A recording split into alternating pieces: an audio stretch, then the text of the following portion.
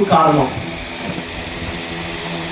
కూడి వచ్చిన మీకైనా కానీ, కూడికను ఏర్పాటు చేసుకున్న కుటుంబ సభ్యులకైనా కానీ, నిలబడి మాట్లాడుతున్నా లేదా దేవుడు ప్రేమించి కోరుకుని ఆయన పనికై నిలబెట్టుకున్న మాకైనా కానీ మరి అధికమైన ఆశీర్వాదాలు కలగాలంటే ఏం చేయాలి అన్న కొన్ని సంగతులు నాకు ఇవ్వబడిన సమయంలో పరిశుద్ధాత్మ దేవుని సహాయంతో మనందరం కూడా తెలుసుకోవడానికి ప్రయత్నం చేద్దాం. మూల వాక్యముగా యెషయా గ్రంథము 61వ అధ్యాయము 9వ వచనంలోని మాటను మనం చూడగలిగితే కనుక, యెషయా గ్రంథం 61వ అధ్యాయము 9వ వచనంలోని మాటలు ఇలా ఉన్నాయి. జనములలో వారి సంతతి తెలియబడును, జనముల మధ్యలో వారి సంతానము ప్రసిద్ధి నొందును, వారు యెహోవా ఆశీర్వదించిన జనమని వారిని చూచిన వారందరూ ఒప్పుకొందురు. ఒకసారి అవకాశం ఉంటే ఈ మాటలు లేఖనాలు పరిశీలిస్తూ నాతో పాటు కలిసి చెప్పండి, లేదా బైబిల్ మీ చేతుల్లో లేని వారైతే కనుక నాతో పాటుగా ఈ మాటలు ఒకసారి మీ అందరూ కూడా కలిసి చెప్పండి. వారు యెహోవా ఆశీర్వదించిన జనమని వారిని చూచిన వారందరూ ఒప్పుకొందురు.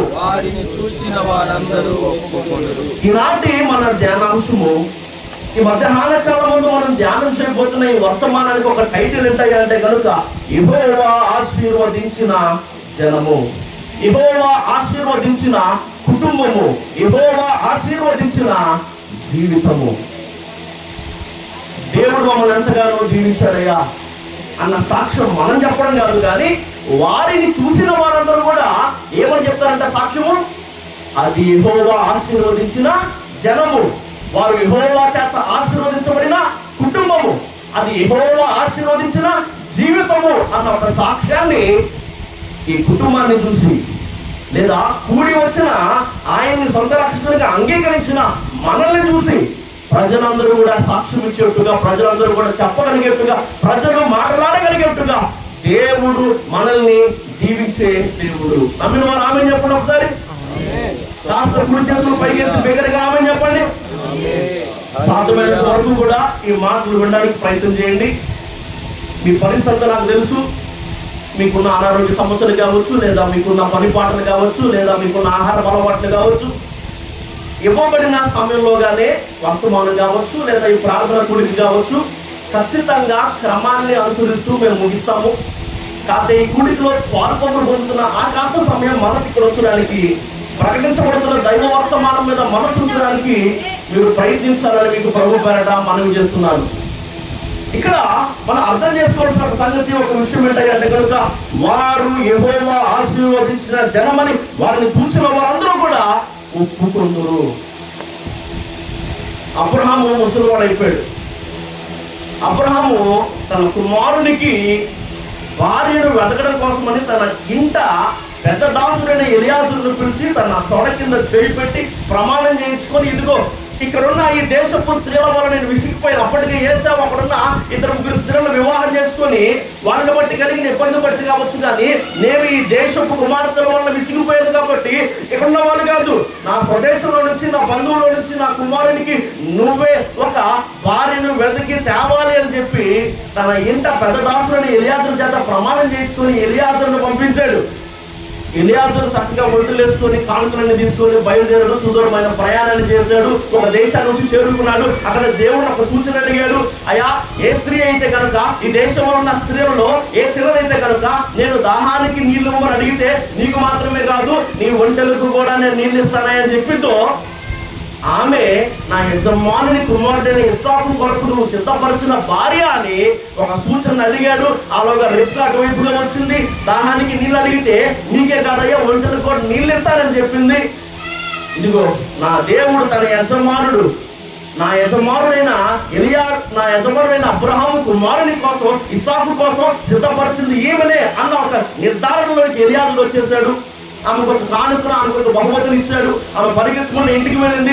ఇంటికి వెళ్ళిన తర్వాత సంగతి అందరినీ కూడా తన తండ్రికి కావచ్చు, తన అన్నకు కావచ్చు తెలియజేసింది. అయితే ఎప్పుడైతే లాబాను సంగతి తెలుసుకున్నాడో, లాబాను తనకు ఎదురుపడిన లేదా తన ఇంటి ముందున్న ఈ ఎలియాజరుతో మాట్లాడిన ఒక మాట మనం పరిశుద్ధ గ్రంథంలో చూడగలిగినట్లయితే కనుక చూద్దాం ఒకసారి మనందరం కూడా. ఆదికాండం 24వ అధ్యాయం 31వ వచనం. ఆదికాండం 24వ అధ్యాయం 31వ వచనంలో లాబాను, యెహోవా వలన ఆశీర్వదింపబడిన వాడా లోపలికి రమ్ము, నీవు బయట నిలువ నేల. అసలు ఎలియాజరు ఎవరు? ఎలియాజరు స్థితిగతులు ఏంటి? ఎలియాజరు ఎక్కడి నుంచి వచ్చాడు? ఎలియాజరు ఎలాంటి వాడన్నా ఈ లోతు తెలియకుండానే, ఈ సంగతి అంతా కూడా తెలుసుకోక ముందే, చూడగానే లాబాను ఎలియాజరు గురించి మాట్లాడుతున్న ఒక మాట తెలుసా? నువ్వెవరంట? యెహోవా వలన ఆశీర్వదించబడిన వారు. ఈనాటి మన ధ్యానాంశము మూలవాక్యం కూడా అదే, వారు యెహోవా చేత ఆశీర్వదించబడిన జనమని, ఇది యెహోవా ఆశీర్వదించిన కుటుంబం అని. వాళ్ళను చూసిన వారందరూ కూడా ఏం చేస్తారంట? సాక్ష్యము ఇస్తారు. ఈ సాక్ష్యం ఈ ఒక్క కుటుంబాన్ని గురించే కాదు, ఈ సాక్ష్యం నీ కుటుంబాన్ని గురించి, ఈ సాక్ష్యం నీ జీవితాన్ని గురించి కూడా ఇవ్వబడాలంటే, నిన్ను చూసిన వారందరూ కూడా ఇది యెహోవా ఆశీర్వదించిన జీవితం అని చెప్పగలగాలంటే కనుక మన జీవితాల్లో ఉండాల్సిన కొన్ని విషయాల గురించి ఈ సమయంలో మనందరం కూడా ధ్యానం చేద్దాం. ఒకసారి ఇర్మియా గ్రంథం 5వ అధ్యాయం 19వ వచనాన్ని మనం చూడగలిగితే అక్కడ దేవదేవుడు మాట్లాడుతున్న మాట ఒకటి ఉంది. ఇర్మియా గ్రంథం 5వ అధ్యాయం 19వ వచనంలో, మన దేవుడైన యెహోవా దేనిని బట్టి ఇవన్నీ మాకు చేశాడని వారు అడుగగా. అయ్యా, దేవుడు ఎందుకు ఇవన్నీ మాకు చేశాడన్న ప్రశ్న ఒకవేళ వారు అడిగితే కనుక ప్రవక్త చెప్తున్నాడు, దేవుడు ఇదిగో ఇది కారణం, ఇది సమాధానం అని వారికి వెళ్ళి చెప్పు అని దేవుడు ప్రవక్త మాట్లాడుతున్నట్టుగా మనం చూడగలుగుతున్నాం. ఇక్కడ ఈ కుడికిలో పాల్పొప్పులు పొందుతున్న మీ అందరికీ కూడా ఒక ప్రశ్న వచ్చు. ఎందుకయ్యా దేనిని బట్టి దేవుడు వీరి జీవితంలో ఇలాంటి కార్యాలు జరిగిస్తున్నాడు, దేనిని బట్టి దేవుడి కుటుంబాన్ని ఎంతగా ఆశీర్వదించాడు అన్న ఒక ప్రశ్న నీకుంటే కనుక, నాకుంటే కనుక, లేదా అయ్యా దేన్ని బట్టి దేవుడు మాకు ఆశీర్వాదాలు అనుగ్రహించట్లేదు, దేన్ని బట్టి ఎన్నో రోజులుగా మేము ఎదురు చూస్తున్న అద్భుతం మా జీవితంలో జరగట్లేదు, దేన్ని బట్టి మా ఇంట్లో కీడు, దేన్ని బట్టి మా ఇంట్లో కీడు ఈ శాపం, దేన్ని బట్టి మా జీవితంలో ఇలాంటి ఒక పరిస్థితి అన్న ప్రశ్న మీకుంటే కనుక దానికి గల సమాధానాన్ని లేఖనాల నుంచి చూసే ప్రయత్నం చేద్దాం. మొదటిదిగా అయ్యా దేన్ని బట్టి కొందరి జీవితాల్లో దేవుడు అద్భుతాలు జరిగించాడయ్యా అంటే కనుక మన లేఖనాల్లో చూడగలిగితే కనుక 10 మంది కుష్ఠరోగుల్లో ఒకడైన సమరయుడు శుద్ధుడయ్యాడు, స్వస్థపరచబడ్డాడు. దేన్ని బట్టి అంటే కనుక లూకాసు వార్త 17వ అధ్యాయం 19వ వచనంలోని మాట, నీ విశ్వాసము నిన్ను స్వస్థపరచును అన్న మాట యేసుక్రీస్తు ప్రభువు వారు మాట్లాడుతున్నారు. పుట్టినప్పటి నుంచి కూడా గుడ్డివాడైన త్రోవ పక్కన కూర్చొని భిక్షం ఎత్తుకుంటున్న గుడ్డి భర్తిమై చూపును పొందుకోగలిగాడు. దేని బట్టి అద్భుతం అతని జీవితంలో జరిగిందయ్యా అంటే కనుక లూకాసు వార్త 18వ అధ్యాయం 42వ వచనం మనకు కనిపిస్తున్న మాట, నీ విశ్వాసము నిన్ను స్వస్థపరచెను. 12 సంవత్సరాలుగా రక్తస్రావ రోగంతో బాధపడుతున్న స్త్రీ తన ఆస్తిని అంతా కూడా వ్యయపరుచుకుంది, తన సామర్థ్యాన్ని అంతా కూడా ఖర్చు చేసింది, ఎందరో వైద్యుల చుట్టూ తిరిగి చెప్పులు అరిగిపోయేట్టుగా కష్టపడింది, కానీ రోగం కుదురపడలేదు. దేన్ని బట్టి 12 సంవత్సరాల రక్తస్రావ రోగం కుదురపడిందంటే కనుక మార్కు సువార్త 5వ అధ్యాయం 34వ వచనంలో ప్రభువు యేసుక్రీస్తు వారు మాట్లాడుతున్న ఒక మాట, నీ విశ్వాసము నిన్ను స్వస్థపరచెను. ఇలా లేఖనాల్లో మనం చూసుకుంటూ వెళ్తే కనుక బాధపడే తన కుమార్తె జీవితంలో స్వస్థత, కనాను స్త్రీ కుమార్తె జీవితంలో ఎందుకు రోగం కుదురపడింది, ఎందుకు అద్భుతం జరిగింది, ఎందుకు ఆ కుమార్తె బాగైంది అంటే కనుక మత్తయి సువార్త 15వ అధ్యాయం 28వ వచనంలో ప్రభువు యేసుక్రీస్తు వారు మాట్లాడుతున్న మాట, అమ్మా నీ విశ్వాసము గొప్పది. అయ్యా దేనిని బట్టి ఈ అద్భుతం మా జీవితంలో జరిగింది, లేదా ఈ అద్భుతం వీరి జీవితాల్లో జరిగాయి అన్న ప్రశ్న మనం వేస్తే కనుక దానికి సమాధానం తెలుసా? వారి విశ్వాసం.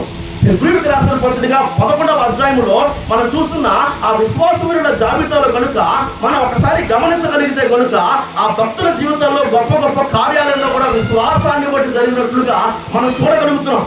11వ అధ్యాయం హెబ్రీ పత్రిక 4వ వచనంలో కనబడుతున్న మాట, అతడు మృతి పొంది కూడా విశ్వాసం ద్వారా మాట్లాడుతున్నాడంట ఏబేలు.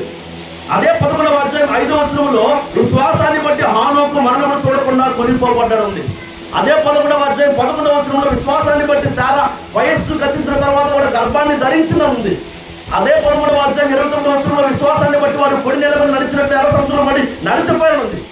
అదే 11వ అధ్యాయం 33వ వచనంలో వారు విశ్వాసాన్ని బట్టి రాజ్యాలు జయించారు, నీతి కార్యాలు జరిగించారు, వాగ్దానాలు పొందారు, సింహాల నోరును మూశారు, అగ్ని బలాన్ని చల్లార్చారు, అన్యుల సేవలను పారద్రోలని ఇలా ఎన్నెన్నో గొప్ప అద్భుతాలు భక్తుల జీవితాల్లో ఎందుకు జరిగాయి, దేన్ని బట్టి అన్న ప్రశ్నకు సమాధానం వారి విశ్వాసాన్ని బట్టి. దేన్ని బట్టి అంట? ఒకసారి నా మాట మీద ప్రయత్నం చేయండి. వాక్యం ప్రకటించబడుతున్నప్పుడు వాక్యం వినడమే కాదు, ప్రతిస్పందించడానికి కూడా ప్రయత్నం చేయండి. ఏంటంట? ప్రతిస్పందించడానికి. ఒక ప్రశ్న అడుగుతున్నప్పుడు లేదా వింటున్నారా లేదా అని చెప్పని నేను మిమ్మల్ని పరిశీలించినప్పుడు దానికి కాస్త స్పందించడానికి ప్రయత్నం చేయండి. దేనిని బట్టి ఒక కుటుంబం దీవించబడుతుంది, దేన్ని బట్టి దేవుడు ఈ కుటుంబ జీవితంలో ఇలాంటి అద్భుతాలు జరిగించాడు అన్న మన ప్రశ్నకు సమాధానం మొదటిది ఏం తెలుసా? వారి విశ్వాసాన్ని బట్టి. కాస్త బిగ్గరగా చెప్పండి, దేన్ని బట్టి అంట? కాస్త బిగ్గరగా. చివరిలో వారు దేన్ని బట్టి? విశ్వాసమును బట్టి. అర్థమవుతుందా? అయితే దేన్ని బట్టయ్యా దేవుడు మా జీవితంలో ఎలాంటి అద్భుతాలు చేయట్లేదు, దేన్ని బట్టయ్యా ఈ రోగం కుదురపడట్లేదు, దేన్ని బట్టయ్యా ఈ కీడు మా జీవితం నుంచి తొలగిపోవట్లేదు, దేన్ని బట్టయ్యా మా ఇంటి మీద ఈ శాపము, దేన్ని బట్టయ్యా మాకు ఈ నష్టం అన్న ప్రశ్నకు కూడా సమాధానం అదే పరిశుద్ధ గ్రంథంలో కనబడుతుంది. ఎందుకు దేవుడు కొందరి భక్తుల కొందరి వ్యక్తుల జీవితాల్లో అద్భుతాలు జరిగించారంటే దానికి గల కారణం వారి విశ్వాసం. ఎందుకు దేవుడు కొందరి జీవితాల్లో ఎలాంటి అద్భుతాలు చేయట్లేదంటే కనుక దానికి గల కారణం అదే మత్తయి సువార్త 13వ అధ్యాయము 58వ వచనంలో ఈ మాటలు ఉన్నాయి. మత్తయి సువార్త 13వ అధ్యాయము 58వ వచనంలోని మాటలు. వారి అవిశ్వాసమును బట్టి ఆయన అక్కడ అనేకమైన అద్భుతములు చేయలేదు. వారి అవిశ్వాసాన్ని బట్టి దేవుడు అక్కడ అనేకమైన అద్భుతాలు చేయలేదట. దేనిని బట్టి దేవుడు కొందరి జీవితాలు అద్భుతాలు జరిగిస్తున్నాడంటే కనుక దానికి కారణం వారి విశ్వాసం. దేన్ని బట్టి కొందరి జీవితాల్లో వారు ఎంత ఎదురు చూసినా కూడా, వారు ఎంత అడుగుతున్నా కూడా, వారు ఎంత ప్రయాసపడుతున్నా కూడా, ఎన్ని రోజులైనా కూడా అద్భుతాలు జరగట్లేదంటే కనుక దానికి గల కారణం వారి అవిశ్వాసము. ఎందుకు శిష్యులు చాంద్ర రోగం కలిగిన ఆ వ్యక్తిని బాగు చేయలేకపోయారంటే కనుక అది వారి అల్ప విశ్వాసాన్ని బట్టి. ఎందుకు శిష్యులు గాలి తుఫాను చూసి భయపడారంటే కనుక అది వారి అల్ప విశ్వాసాన్ని బట్టి. ఎందుకు పేతురు నీళ్ళలో మునిగిపోయాడంటే కనుక అది అతని అల్ప విశ్వాసమును బట్టే. ఎందుకు నీ జీవితంలో నువ్వు అద్భుతాలు చూడలేకపోతున్నావు అంటే అది నీ అవిశ్వాసాన్ని బట్టి. ఎందుకు కొందరి జీవితంలో దేవుడు అద్భుతాలు జరిగిస్తున్నాడంటే కనుక అది వారి విశ్వాసాన్ని బట్టి. ఇది యెహోవా ఆశీర్వదించిన జనమని చూసిన ప్రజలందరూ కూడా ఏం చేస్తారంట? సాక్ష్యం ఇస్తారు. ఈ కుటుంబాన్ని చూసి, నీ కుటుంబాన్ని చూసి, నిన్ను చూసి కూడా చూసిన వారందరూ అలాంటి ఒక సాక్ష్యాన్ని ఇవ్వాలంటే, దేవుడిని ఆ రీతిగా దీవించాలంటే నీ జీవితంలో నువ్వు కనపరచాల్సిన, కలిగి ఉండాల్సిన మొట్టమొదటి విషయం విశ్వాసం. రెండవదిగా మనం చూడగలిగితే కనుక దేన్ని బట్టయ్యా కొందరు జీవితాల్లో దేవుడు వారిని ఆ రీతిగా అభివృద్ధి పరిచాడు, దేన్ని బట్టయ్యా దేవుడు కొందరు వ్యక్తులను ఆ స్థితికి హెచ్చించాడు, గణపరచాడు, గొప్ప చేశాడు అంటే కనుక మనకి కనపడుతున్న ఒక సంగతి తెలుసా? వారి విధేయత. ఏంటంట? రెండోది ఏంటి? కాస్త బిగ్గరగా చెప్పండి. విధేయత. మొదటిది విశ్వాసం. ఎందుకు దేవుడు కొందరు జీవితాలు అద్భుతాలు జరిగిస్తున్నాడు అంటే కనుక, ఎందుకు దేవుడు కొందరిని ఆశీర్వదిస్తున్నాడు అంటే కనుక దానికి కారణం వారి విశ్వాసం. రెండవదిగా ఎందుకు దేవుడు కొందరిని ఆశీర్వదిస్తున్నాడు, ఎందుకు దేవుడు కొందరిని కనపరుస్తున్నాడు, ఎందుకు దేవుడు కొందరిని హెచ్చిస్తున్నాడు, ఎందుకు దేవుడు కొందరిని పైవారిగా ఉంచుతున్నాడు అంటే కనుక దానికి గల సమాధానం ఏంటి తెలుసా? వారి విధేయత. విధేయత అంటే మాట వినడం. విధేయత అంటే ఏంటంట? మాట వినడం. అబ్రహాము జీవితాన్ని కూడా మనం చూడగలిగినట్లయితే కనుక అబ్రహాము ఎంతగానో ఆశీర్వదించబడి ఆ స్థితికి చేరడానికి, విశ్వాసులకు తండ్రిగా పిలువబడడానికి గల ఒక కారణం ఏంటి తెలుసా? అతను చూపిన ఒక విధేయత. నీ తండ్రి ఇంటిని, నీ స్వదేశాన్ని విడిచి నేను చూపించే దేశానికి నువ్వు వెళ్ళు అంటే మారు మాట్లాడుకుంటా ఎక్కడికి వెళ్ళాలి, వెళ్తే ఏమవుద్ది, అయ్యా అక్కడికి వెళ్ళిన తర్వాత నేను ఎలా బ్రతకాలి, నేను వెళ్తే ఏమిస్తావు, ఇలాంటి ఏ మాటలు ప్రశ్నలు లేకుండా దేవుడు చెప్పిన మాటను వినడం, దేవుడు చెప్పిన మాటకు లోపడడం, దేవుడు చెప్పిన దానికి విధేయతను చూపించడమే అతడు అంతగా ఆశీర్వదించబడడానికి గల కారణం. దేనిని బట్టి దేవుడు కొందరిని ఆశీర్వదిస్తున్నాడు అంటే కనుక వారి విధేయతను బట్టి. దేన్ని బట్టి? మోషే లాంటి ఒక వ్యక్తి, మోషే లాంటి ఒక సరిగ్గా మాట్లాడడం కూడా చేతగాని ఒక నత్తివాడు అన్ని లక్షల ప్రజానికానికి నాయకునిగా, గొప్ప నాయకునిగా కాగలడంటే కనుక దానికి గల కారణం అతని విధేయత. తొలుత మొదటి దశలో అతనికున్న కోపాన్ని బట్టి ఐగుప్తునికి ఇశ్రాయేలునికి ఒక పోట్లాట జరుగుతుంటే ఆ ఐగుప్తుని చంపి ఇసుకలో కప్పెట్టేశాడు. ఈ సంగతి ఒకవేళ పొరవకు తెలిస్తే నన్ను చంపేస్తాడేమో నాకు భయంతో అక్కడి నుంచి పారిపోయాడు.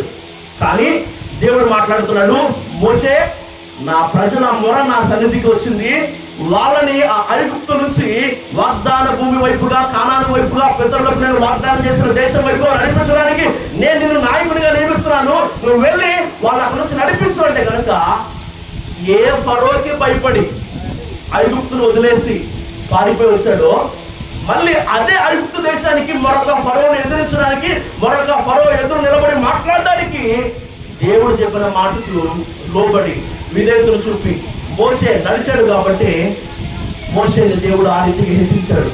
మోషేకి దేవుడు ఆ స్థానాన్ని ఇచ్చాడు. నా మాట అర్థమవుతుందా? దేనిని బట్టి కొందరు ఆశీర్వదించబడుతున్నారు, కొందరు జీవితంలో అద్భుతాలు జరుగుతున్నాయంటే కనుక మొదటి కారణం వారి విశ్వాసం.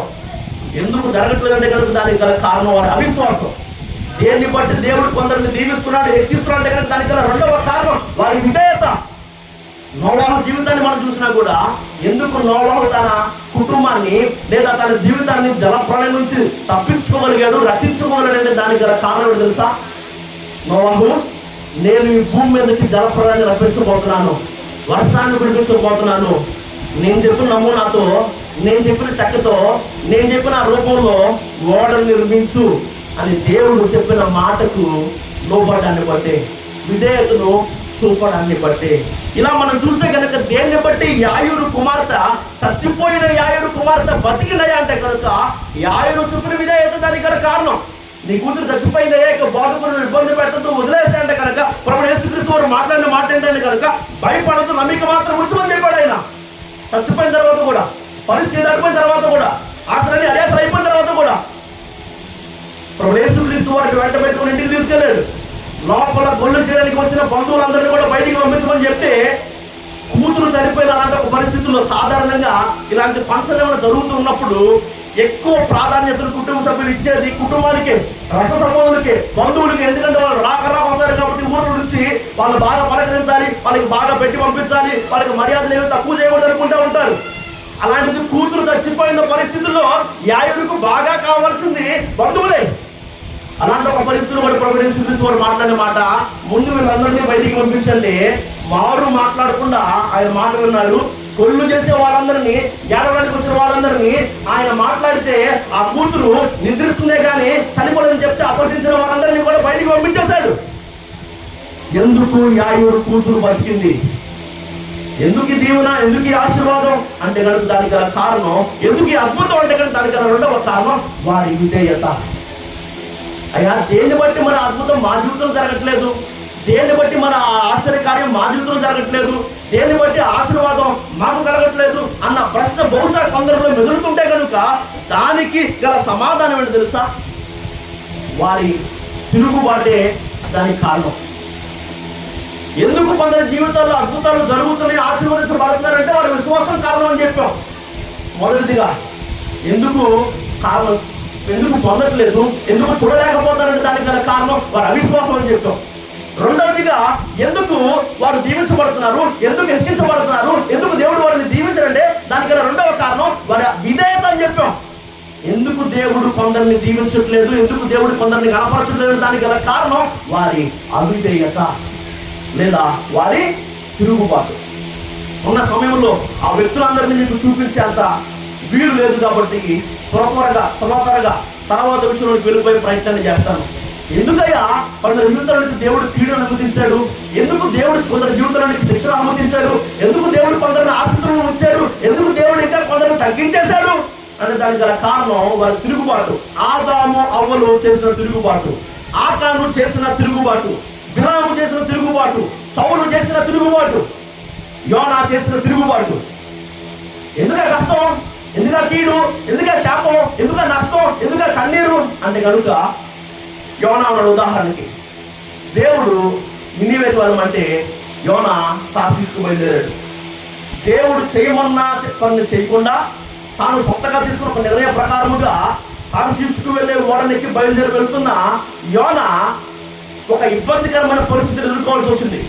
పెద్ద గాలి తుఫాను, ఆవిడ ఎగసెగసి పడుతున్నాయి, ఓడ బద్దలైపోయి ఒక పరిస్థితి వచ్చింది. ఓడలో ఉన్న వారందరూ కూడా అసలు ఎవరిని పట్టినా మనకి కష్టం, ఎవరిని పట్టినా మన మీదకి శాపం, ఎవరిని పట్టినా దేవుడి ఉగ్రత మన మీద కుమరించబడుతుంది, దానికి గల కారణం ఎవరు తెలుసుకోవడానికి అందరూ చీట్లు వేశారు. చీట్లు వేస్తే వచ్చిన పేరు ఎవరిది? యోనాది. అక్కడ యోనా మాట్లాడుతున్న మాట ఒకసారి చూద్దాం. యోనా గ్రంథం 1వ అధ్యాయము 7వ వచనంలో మాటలు ఇలా ఉన్నాయి. అందులో ఓడవారు ఎవరిని బట్టి ఇంత కీడు సంభవించిందని తెలుసుకోవడం కోసం చీట్లు వేశారన్న విషయం కనపడుతుంది. అయితే అదే 1వ అధ్యాయం 12వ వచనంలో యోనా మాట్లాడుతున్నాడు, నన్ను బట్టి ఈ గొప్ప తుఫాను మీ మీదకి వచ్చినని నాకు తెలిసి ఉన్నది. దేన్ని బట్టి అంట? నన్ను బట్టి అంటాడు. యోనా అవిధేయతను బట్టే, యోనా తిరుగుబాటును బట్టే ఆ కష్టం, ఆ కీడు, ఆ నష్టం, ఆ శాపం అతని జీవితంలోకి వచ్చింది. అయితే ఎందుకు దేవుడు కొందరిని దీవించాడు, ఎందుకు దేవుడు కొందరిని గొప్ప చేశాడు, ఎందుకు దేవుడు కొందరిని అభివృద్ధి పరిచాడు అంటే కనుక దానికి గల కారణం మనం ఏమని చూసాం? దానికి గల కారణం వారి విధేయత. మొదటిది విశ్వాసం, రెండవది విధేయత, మూడవదిగా మనం చూడగలిగినట్లయితే కనుక భక్తుల కొందరు జీవితాల్లో వారు ఎంతగానో ఆశీర్వదించబడినట్టుగా మనం చూడగలుగుతున్నాం. ఉదాహరణకి మనం చూస్తే కనుక అబ్రహాము జీవితంలో కూడా ఆదికాండము 24వ అధ్యాయము 1వ వచనంలో మనకు కనిపించే మాటలు. ఆదికాండం 24వ అధ్యాయం 1వ వచనంలోని మాటలు.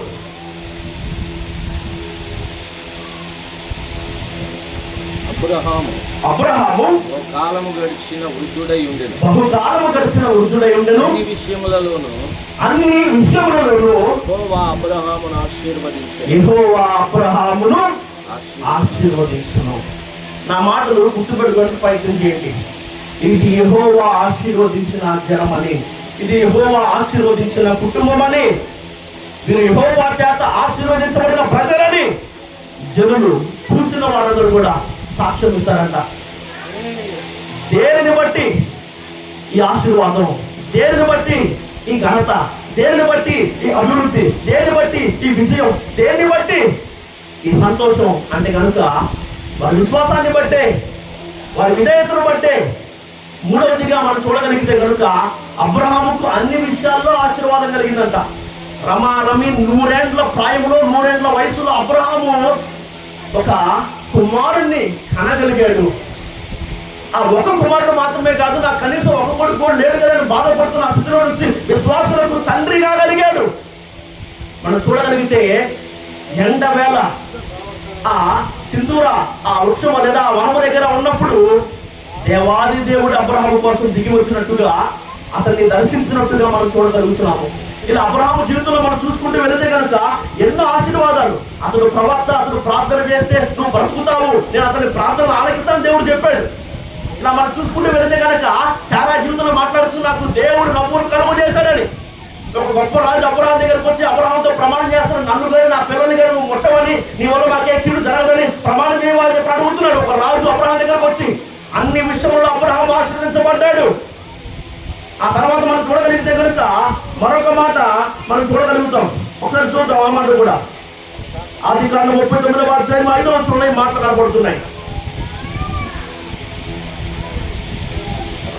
అతడు తన ఇంటి మీదను తనకు కలిగినదంతటి మీదను అతన్ని విచారణకర్తగా నియమించిన కాలం మొదలుకొని యెహోవా యోసేపు నిమిత్తము ఆ ఐగుప్తుని ఇంటిని ఆశీర్వదించును. యెహోవా ఆశీర్వాదము ఇంటిలోనేమి పొలంలోనేమి అతనికి కలిగిన సమస్తము మీదను, ఇంట్లో ఏంటి పొలంలో ఏంటి కలిగిన అంతటిలో ఆశీర్వాదం. అది పనైనా, అది ఉద్యోగమైనా, అది వ్యాపారమైనా, ఏదైనా కలిగిన అంతటి మీద ఆశీర్వాదం ఉందంట పోతే వరకు. దానికి కారణం ఏంటి? అబ్రహాముకు అన్ని విషయాల్లో ఆశీర్వాదం కలిగింది. దానికి కారణం ఏంటి తెలుసా? దేవుడు అంటే భయము, భక్తి. దేవుడు అంటే భయము, భక్తి. దేవుడు అంటే భయభక్తులు ఎవరికైతే ఉంటాయో వారికి అన్ని విషయాల్లో ఆశీర్వాదం ఉంటుంది, వారికి కలిగిన సమస్తం మీద ఆశీర్వాదం ఉంటుంది. అంత మాత్రమే కాదు, మరికొన్ని మాటలు చూద్దాము. ఒకసారి అబ్రహాముకి దేవుడు అంటే భక్తి, దేవుడు అంటే భయం ఉందని ఎందుకు చెప్పారంటే కనుక ఈ మాటలు చూస్తే మనకు అర్థమవుతుంది. ఆది కాండము 22వ అధ్యాయము 12వ వచనంలో దేవుడు మాట్లాడుతున్న ఒక మాట, నీకు ఒక్కడైన నీ కుమారుని నాకు విడదీయలేదు కనుక నీవు దేవునికి భయపడేవాడు అని ఇందువల్ల నాకు కనపడుతున్నది. నువ్వు దేవునికి భయపడేవాడవని, నీకు ఒక్కడైన నీ కుమారుని నాకు విడదీయలేదు కనుక నాకు తెలుస్తుంది అన్న మాట కనపడుతుంది. అంటే అబ్రహాముకు దేవుడు అంటే భయం ఉంది. అబ్రహాముకు దేవుడు అంటే భయం మాత్రమే కాదు, అబ్రహాము భక్తి కలిగిన వాడని కూడా మనకి అదే ఆది కాండం 17వ అధ్యాయం 27వ వచనం చూస్తే కనపడుతుంది. అదే ఆది కాండం 17వ అధ్యాయం 27వ వచనంలోని మాటలు, అతని ఇంట పుట్టిన వారు అన్నుని యొక్క వెండితో కనబడిన వారును అతని ఇంటిలోని పురుషులందరూ అతనితో కూడా సున్నతిని పొందారు. అతని ఇంట్లో ఉన్న పురుషులందరూ కూడా సున్నతి పొందారు. దానికి గల కారణం ఏంటంటే కనుక అదే ఆది కాండం 17వ అధ్యాయము 13-14 వచనాల్లో దేవుడు మాట్లాడుతున్న మాట, నీ ఇంట పుట్టిన వాడును నీ వెండితో కనబడే వాడును తప్పక సున్నతి పొందవలను, సున్నతి పొందని వాడు నా నిబంధనను మీరి ఉన్నాడని అబ్రహాముతో చెప్పాను. నేను మీ దేవుడును అని, మీరు నా ప్రజలని, మీకు నాకు మధ్య నిబంధన ఉండినట్లుగా మీరందరూ కూడా సున్నతి పొందాలన్న దేవుని మాట, దేవుని ఆజ్ఞ అబ్రహాము మీరలేదు. దేవుడు అంటే భక్తి ఉంది, దేవుడు అంటే భయం కూడా ఉంది. పోతీఫరు ఎందుకు అంతగా దీవించబడ్డాడంటే కనుక పోతీఫరు ఇంట్లో ఎవరున్నారు?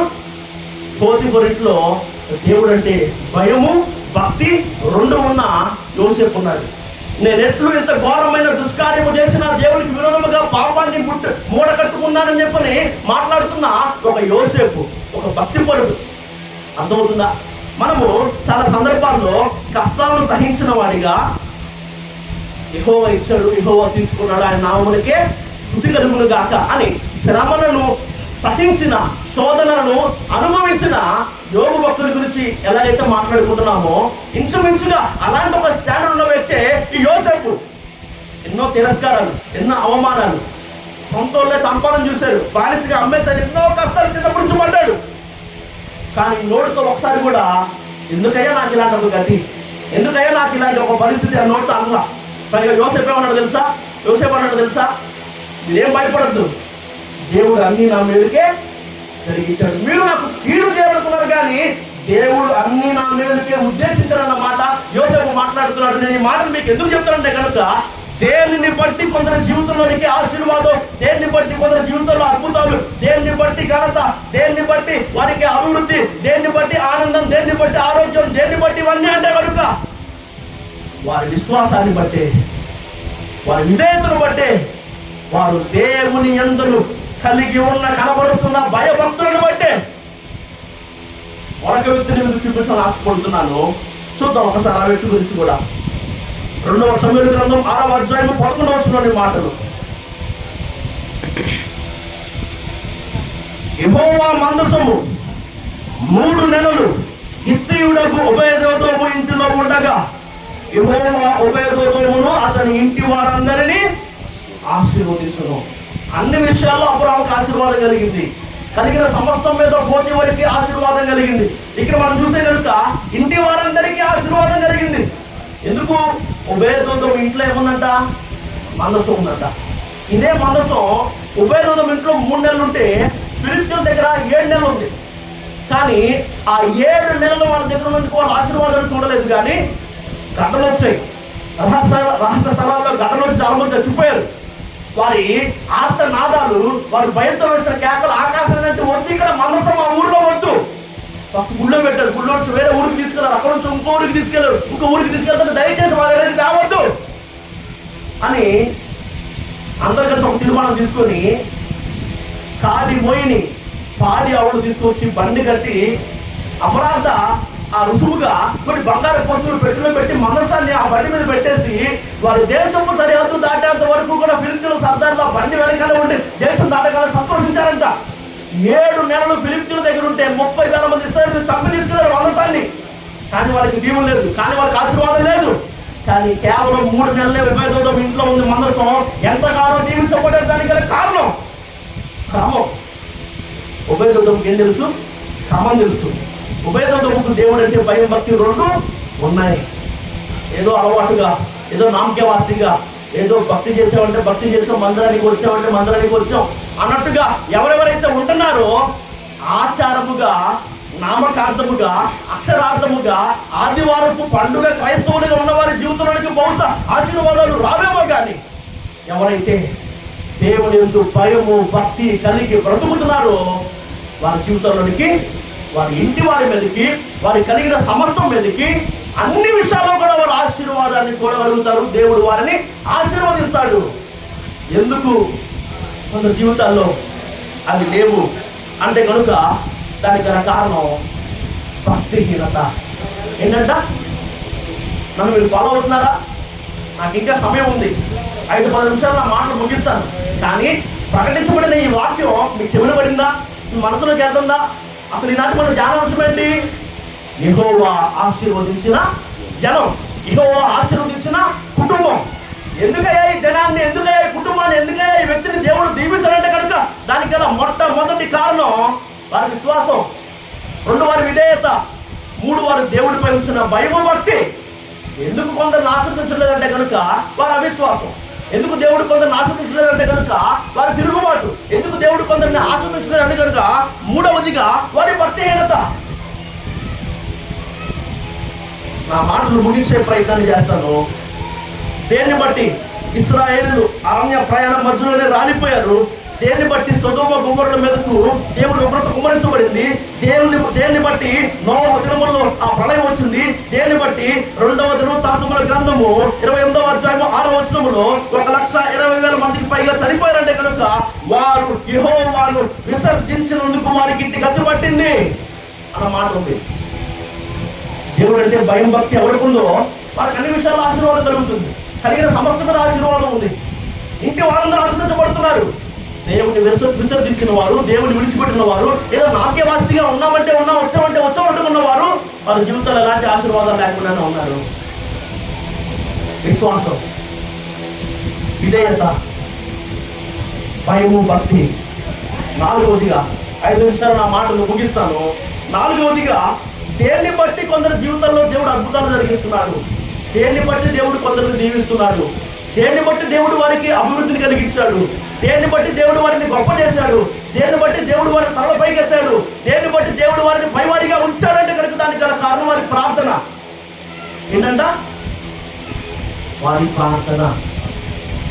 లేఖనాలు మనం చూడగలిగితే యెషయా గ్రంథం 37వ అధ్యాయము 14-15 వచనాల్లో దేన్ని బట్టి యూదా రాజైన హిజ్కియా అష్షూరు రాజైన సన్హెరీబు చేతి నుంచి తప్పించబడ్డాడంటే కనుక అతను చేసిన ప్రార్థనను బట్టి. దేన్ని బట్టి మరణకరమైన రోగం నుంచి అదే హిజ్కియా స్వస్థతను పొందుకున్నాడంటే కనుక దానికి కారణం అతను చేసిన ప్రార్థనను బట్టి. దేన్ని బట్టి యూదా రాజైన యెహోషాపాతు 5 దేశాల రాజులు వారి సైన్యం అతని మీదకి వస్తున్నా కూడా శక్తికి మించిన ఆ పోరాటంలో గెలవగలిగాడంటే కనుక దానికి గల కారణం అతని ప్రార్థన. దేన్ని బట్టి ఆకాశం నుంచి అగ్ని దిగి వచ్చింది? దేన్ని బట్టి కొన్ని సంవత్సరాలు వర్షమే కురవలేదు?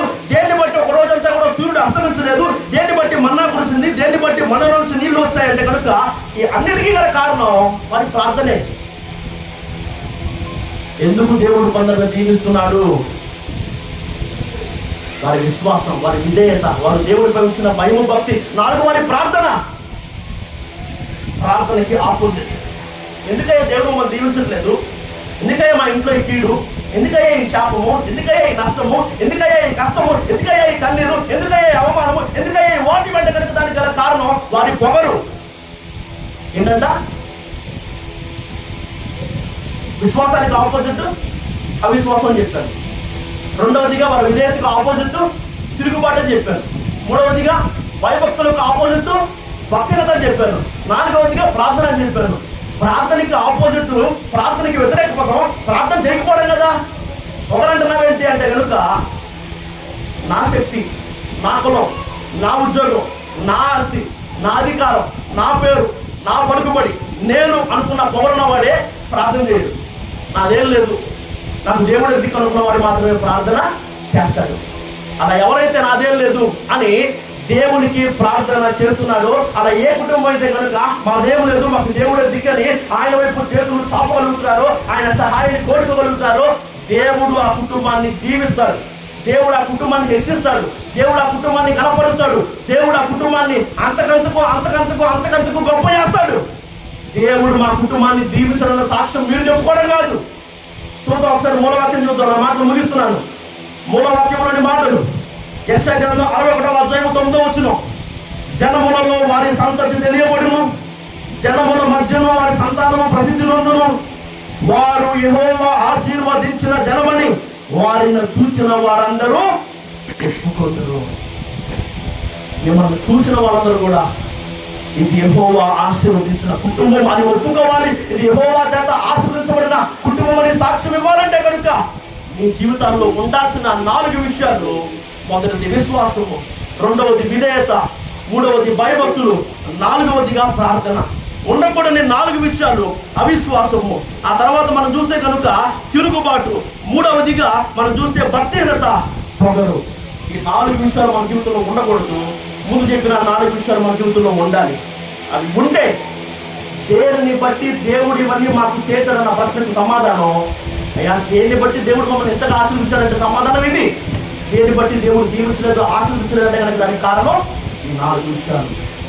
ఇది యెహోవా ఆశీర్వదించిన కుటుంబం అని కంచెర్ల ఎబెనేజర్ గారి కుటుంబాన్ని గురించి, దేవుడు ప్రేమించి వారికి ఇచ్చిన కుమారుడు కుటుంబాన్ని గురించి, కుమార్తె కుటుంబాన్ని గురించి, కూడి వచ్చిన ఇక్కడ ఈ మాటలు వింటున్నా కేవలం విడిచిపెట్టేవారిగా కాక వారి గుండె లోతుల్లో ఆ మాటలు దాచుకున్న ప్రతి ఒక్కరి జీవితంలో దేవుడు ఈ మాటను, దేవుడు ఈ వాగ్దానాన్ని నెరవేర్పులోనికి తీసుకువచ్చును గాక. ఆమేన్. ఆమేన్. నమ్మిన వారు ఆమేన్ చెప్పండి. ఆమేన్. కనీసం అయిపోయినప్పుడు ఆమేన్ పెద్దగా చెప్పండి. ఆమేన్. ఆమేన్. మంచిది. నాకు ఈ సమయాన్ని ఇచ్చిన గారికి ప్రత్యేకమైన వందనాలు.